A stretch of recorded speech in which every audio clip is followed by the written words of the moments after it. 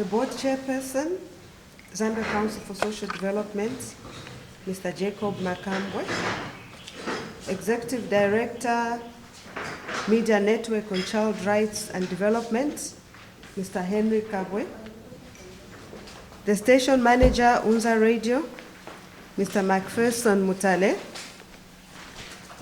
Ms. Helen Mwale, Media Initiative for Women in Zambia, our esteemed Fourth Estate, the media. Ladies and gentlemen, it is always gratifying to meet you, the media, under one roof to discuss gender equality as it relates to advancing the welfare of women and girls.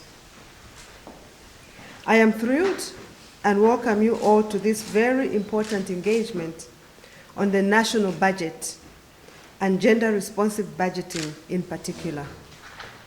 Many of you will attest to the fact that this is not the first time we're meeting on the need to enhance public awareness on a gender-responsive national budget.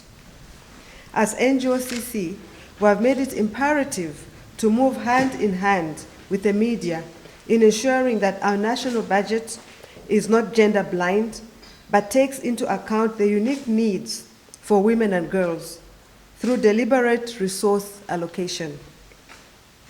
Under this project, Beyond the Numbers, Making the Budget Work for the People, NGOCC is desirous to ensure that national budgets are not presented as business as usual, but that they reflect the differentiated needs of various groups in our society, including women and girls. For example, given the surge in gender-based violence, NGOCC expects the 2026 national budget to allocate sufficient funds and resources towards the full implementation of the Anti-Gender-Based Violence Act, especially in this regard, targeting the review of the Act, training of law enforcement and judicial officers, establishment of the Anti-GBV Fund, construction of shelters countrywide, and the establishment of fast-track courts in all provincial centers to handle cases of GBV. We know that we already have some fast-track courts, and that is very commendable. However, we need more so that we can increase the access of women and all those that are victims of GBV to justice.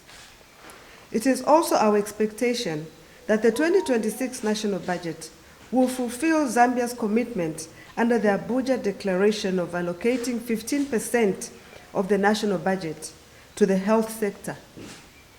This hopefully will enhance maternal and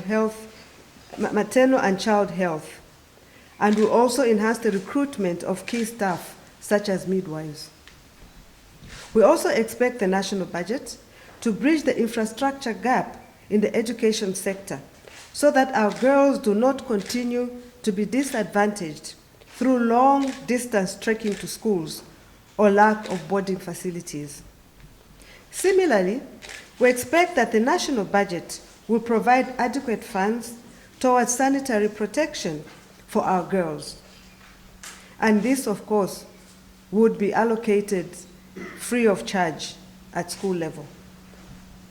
These and many more issues, dear colleagues, need our collective voice, and there is no better partner than the media.